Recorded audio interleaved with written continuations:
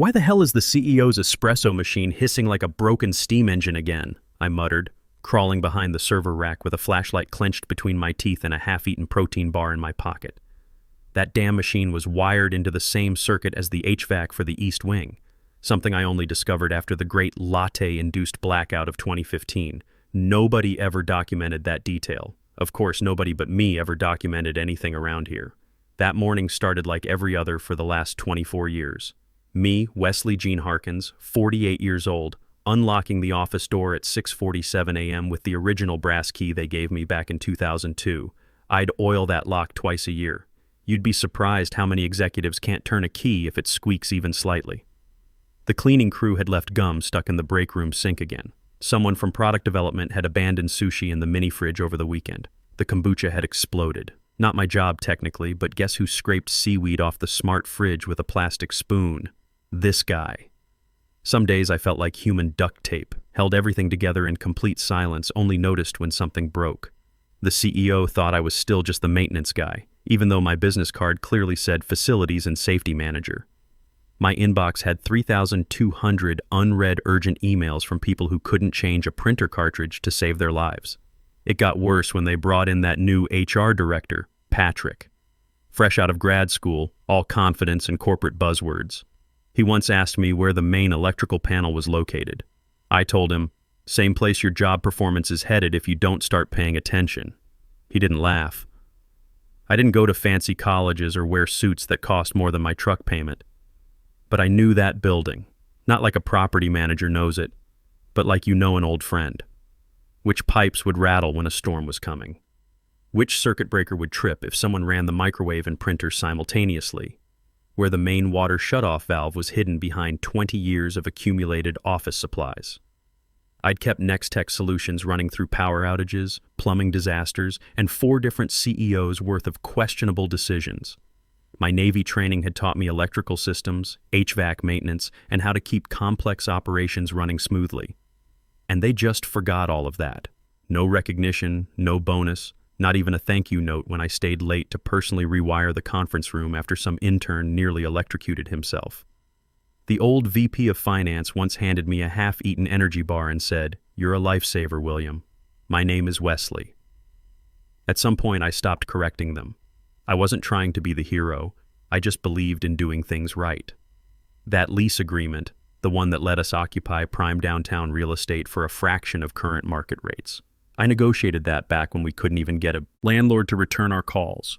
The company had 8 employees and a fax machine held together with electrical tape. The founder, Howard, asked if I'd co-sign the lease. Hell, I just put the whole thing under my name. Nobody else had the credit score back then. I didn't mind. They felt like family. Like most families, they eventually forgot who kept the roof from leaking. You ever walk into a workplace you've spent decades maintaining and suddenly realize nobody notices you unless the air conditioning fails, or there's a safety violation that needs covering up? That was me. Invisible until something broke. Then suddenly, I was everyone's go-to guy for every problem they'd created. So yeah, I kept showing up. Reliable, competent, steady as an old pickup truck. Then came that Tuesday morning in September. HR sent an all-staff email about strategic realignment opportunities, which in corporate speak translates to someone's getting fired. My gut went cold. I'd seen enough executives panic during layoffs to know what was coming. The meeting request arrived at 4:58 p.m. just as I was documenting a potential OSHA violation in the main electrical room. Subject line, quick sync, HR. No context, no warning, just a calendar invite dropped on my day like a wrench in the gears. I walked in the next morning wearing my cleanest work shirt and steel-toed boots that had seen me through everything from flood cleanup to equipment installations. Patrick from HR was already seated in conference room B, smiling like a used car salesman. Next to him sat some guy from legal I'd never met, slicked hair, expensive shoes, and a folder he kept tapping like it contained nuclear launch codes. "Wesley, thanks for coming in," Patrick chirped. "We wanted to have a restructuring conversation." That word restructuring hit me harder than a sledgehammer. I'd heard it used on others, held their hands through it, covered their shifts afterward. I knew the script by heart. "We're going in a new direction," he continued. I stared at him. That direction wouldn't happen to include me in it, would it? Silence. Then came the soft push of the folder across the table. Inside was a generic severance package with more fine print than a military contract. 3 months' pay, NDA clause, health insurance through the end of the month. How generous. The termination letter didn't even get my title right. Called me Wesley G. Harrison, 24 years, and they still couldn't get my last name correct. "We're asking for your badge and keys today," the lawyer added in a monotone voice. "Also, any company property in your possession." I took a breath that could have powered an air compressor, reached into my toolbox and set the badge on the table like a poker chip. Next came the keys, all 15 of them, labeled in my own handwriting from 2002, back when I used to stay late reprogramming the electronic locks myself. "You sure about this?" I asked, locking eyes with Patrick. He gave me that HR expression, sympathetic, professional, fake as artificial sweetener. "It's not personal, Wesley." "Sure it isn't," I muttered, standing up. "Just remember, you can't fire what you never understood in the first place." I walked out before I could say something that would land me in legal trouble. The parking lot felt different in the afternoon sun. The asphalt hummed with traffic noise, but I was calm, eerily calm. I didn't get angry, not in front of them, not after 24 years of fixing their mistakes, maintaining their equipment, and keeping their people safe from hazards they never even knew existed. They wanted to forget about me? Fine. But they'd forgotten too much. I didn't drive straight home. I pulled into a Dunkin' Donuts parking lot, turned off the engine, and called Arthur. Arthur was my neighbor's kid who'd grown up helping me fix lawnmowers. Now he's a real estate attorney with a Bluetooth headset permanently attached to his ear and a nervous habit of clicking his pen during phone calls. He picked up on the second ring. "Wesley, everything okay?" "No," I said, "but it's about to be. You remember that lease we set up back in '02? A pause, then a low whistle. "Oh man, that lease. Do they know?" I smiled for the first time all day. Not a pleasant smile, a dangerous one. "They just handed me back the keys," I said. "So I think it's time they got everything they asked for." My house smelled like coffee and old newspapers. My way of staying grounded. I dropped my toolbox by the front door, kicked off my work boots, and walked straight to the home office where I kept my insurance policy filing cabinet. Never thought I'd actually need to open the red folder marked Lease Agreement 2002, W. Harkins only. I pulled it out with the same care you'd use handling live electrical wire. Inside was the original lease agreement, 6 amendments, a receipt for the lobby carpet I'd purchased before the company could afford furniture, and 3 post-it notes with doodles from Howard's kid back when the office was a single room above a sandwich shop. 24 years ago, they couldn't get a lease if their corporate lives depended on it. No credit history, no steady revenue, just one laptop and a fax machine that sounded like a dying printer. Howard sat across from me at a diner and said, "Wesley, if you don't co-sign this thing, we'll be working out of my garage until my wife files for divorce." I didn't co-sign. I signed the entire agreement myself. "Just until you guys get established," he said. We never had that conversation again because after that, it was always me who handled lease renewals, building maintenance, utility coordination, and every other detail that kept the place functioning. They never took my name off the lease, never even asked about it. I sat at my kitchen table, cracked open a Diet Coke, and started reading like my future depended on what was buried in that fine print. Page 11, Section 8B. Renewal of lease terms shall require written notice from lessee no later than 30 days prior to expiration date. I blinked, read it again, then I checked the expiration date. September 15th, today was September 17th, 2 days overdue. They hadn't renewed, hadn't even sent an email. Not a single word from legal, not a panicked call from Patrick, not even a reminder note from their executive assistant. They were so busy reorganizing departments and updating their LinkedIn profiles that they'd missed the most critical deadline in the company's physical existence. I leaned back in my chair and felt something I hadn't experienced in years, pure, clean satisfaction. The universe had just handed me the keys to justice. It wasn't just that they'd fired me, it was how they'd fired me. Like I was some disposable, middle-aged guy with a toolbox full of outdated knowledge. But my outdated knowledge included being the legal tenant of the building they worked in, and now they were essentially squatters with expensive coffee machines. I picked up my phone and started checking. Insurance policy still listed under my name and personal account. HVAC maintenance contract renewed just last month through my direct email. Cleaning services showed up because I Venmo'd the crew manager $400 every month from a building maintenance fund I'd set up years ago. Utilities still routed through a business account I'd opened back in 2005 when the power grid couldn't handle their server load. Everything that actually mattered still ran through me. I could have warned them. Could have sent a friendly email with the subject line, "Hey, you might want to look at this." That's what the old Wesley would have done, the guy who spent 24 years cleaning up other people's oversights. But this wasn't about being nice anymore. This was about being smart.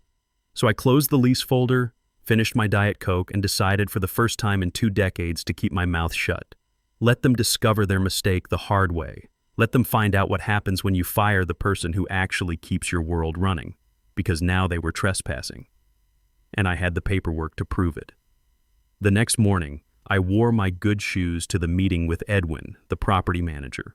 Not because I needed to look fancy, but because they made a solid sound when I walked across marble floors. I wanted to be heard coming. Edwin looked up from his computer when I entered his office. He was the type of man who kept his desk obsessively organized and had a coffee mug that said "World's Okayest Manager." "Wesley," he said, genuinely surprised. "Didn't expect to see you back here." I smiled and sat down. "Let's just say I'm here in an official capacity." He tilted his head like a confused golden retriever. I pulled out my folder and handed him the complete lease documentation, original agreement, amendments, everything down to the sticky note where Howard had drawn a cartoon rocket ship during our 2008 renewal meeting. "I need to confirm something," I said. "There was no written renewal request submitted by August 15th, correct?" He clicked away at his keyboard like he was defusing a bomb. No. Nothing in our system from Nextech Solutions. I assumed they were going month to month while working out new terms. We hadn't heard anything official." I nodded, calm as a Navy veteran should be. "Good. That tracks because under Section 8B, failure to provide notice converts the agreement to month-to-month tenancy at the lessor's discretion." Edwin leaned back in his chair, which creaked ominously. "Technically, yes, that's correct." I pulled another document from my bag. Crisp, professional, with official letterhead I'd had printed at FedEx office that morning. "I'd like to formally notify you of lease termination, effective 30 days from today." His eyebrows shot up so fast I thought they'd file workers' comp claims. "Wait, you're terminating their lease?" "Yep." As the lessee of record, they missed the renewal window and I've already secured a replacement tenant. The replacement tenant was Apex Manufacturing Solutions, a precision tool company I'd met through my Navy buddy who needed downtown space for their new quality control lab. Young company, flush with defense contracts, offering 2.5 times what the current lease was worth. Edwin ran a hand through his thinning hair. "This is going to get messy." "Messy," I said, standing up, "is what they created when they fired the person who kept their operation legal." Back home, I opened a new document on my laptop and filled in the official eviction forms. Plaintiff: Wesley Gene Harkins. Defendant: Nextech Solutions current occupant, Suite 201-225. Grounds: failure to renew lease agreement, material breach of tenancy terms. I'd also discovered they were subletting the back storage room to some cryptocurrency consultant without notifying anyone. Another violation they'd forgotten I knew about. I filed everything online through the county portal, paid extra for expedited processing. The confirmation email hit my inbox with a satisfying ding that made me feel 20 years younger.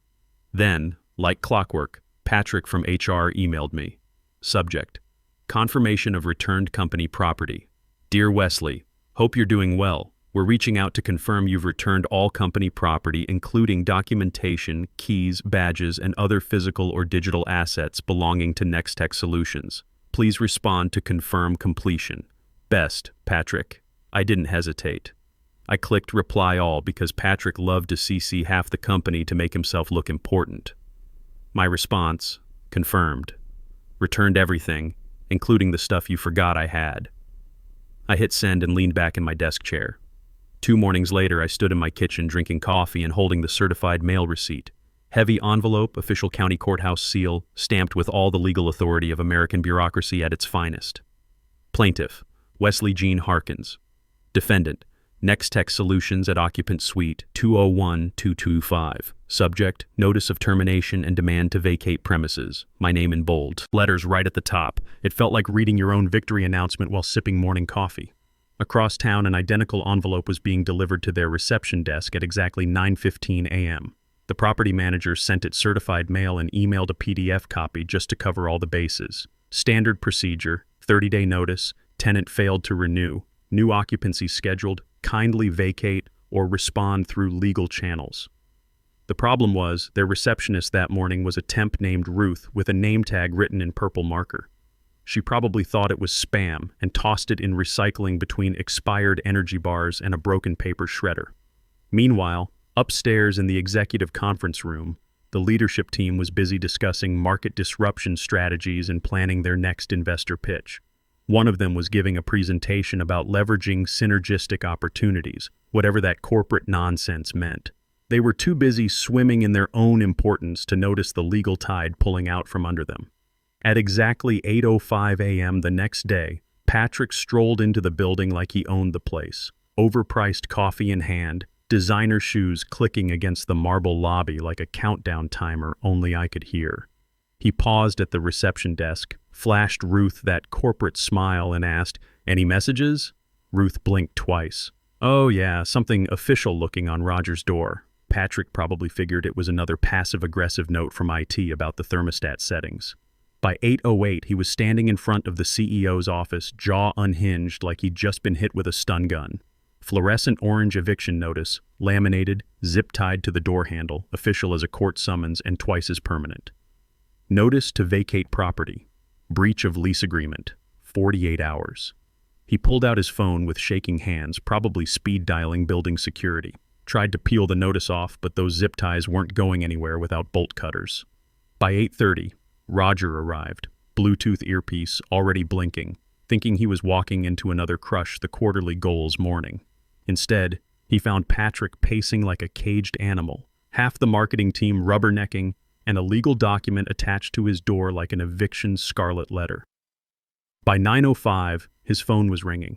Edwin, the property manager, delivering the news with professional courtesy and barely concealed amusement.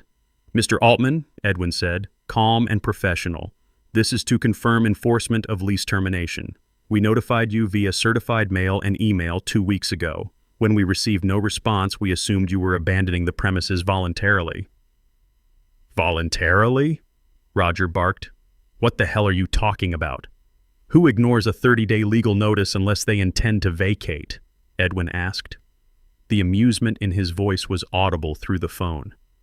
By 9:15, full panic mode.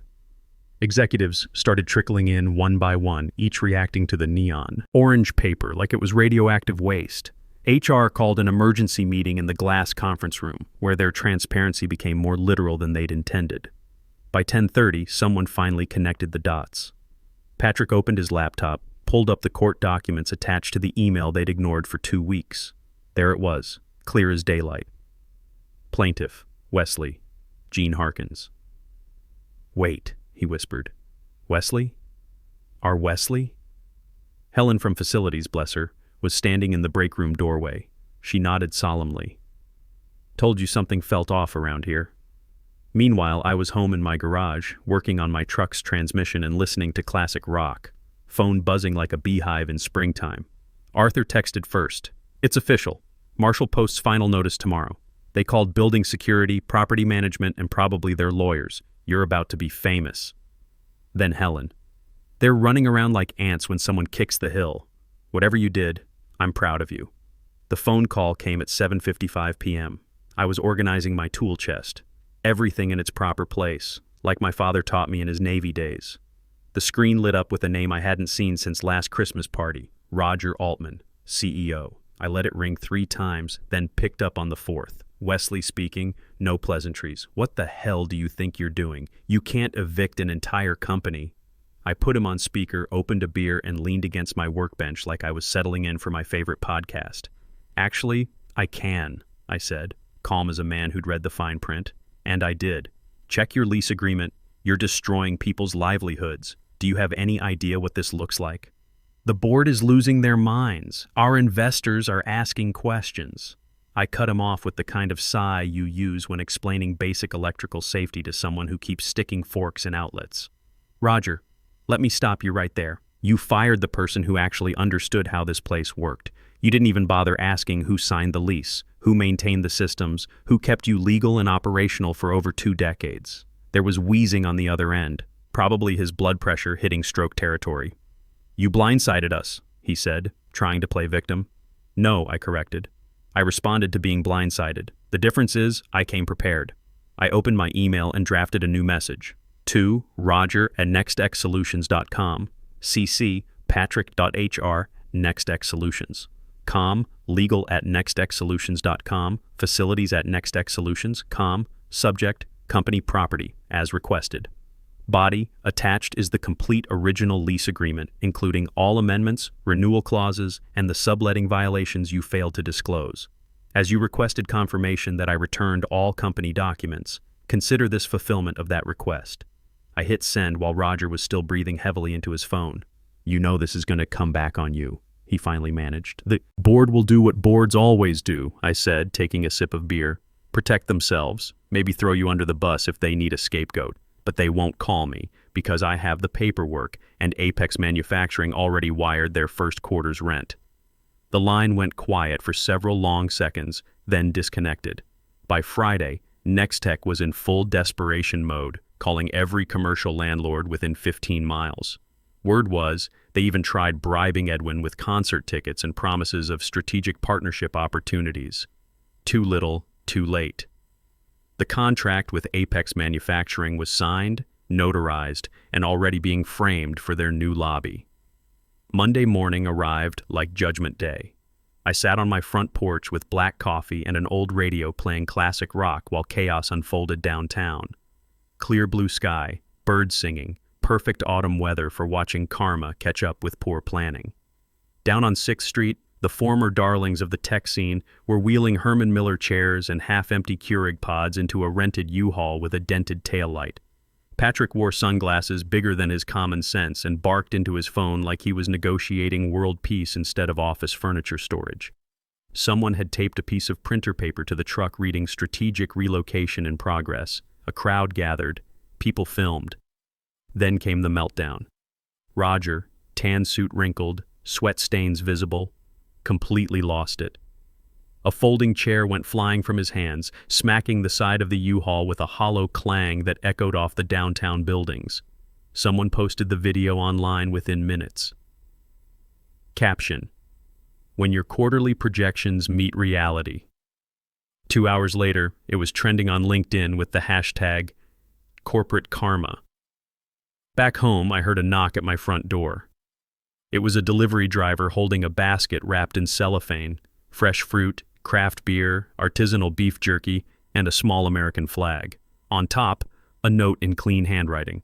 "Wesley, thanks for the space and the lesson in proper documentation. We'll take excellent care of it. The Apex Manufacturing Team." I laughed, a real one, deep and genuine. First time in years that laughter didn't feel forced or polite. I walked to my hallway where family photos and my Navy discharge certificate hung on the wall. There was a small brass hook I'd installed years ago but never used. I reached into my pocket and pulled out the one thing I'd kept from 24 years at Nextech Solutions. Not a plaque or certificate, just metal and memory. The original office key. I hung it up like a trophy, not because it opened anything anymore, but because it had once opened everything. And now it had closed a chapter exactly the way I wanted, quietly, legally, permanently. Thanks for sticking around through this whole mess, folks. Sometimes the best revenge is just being better prepared than the people who underestimated you.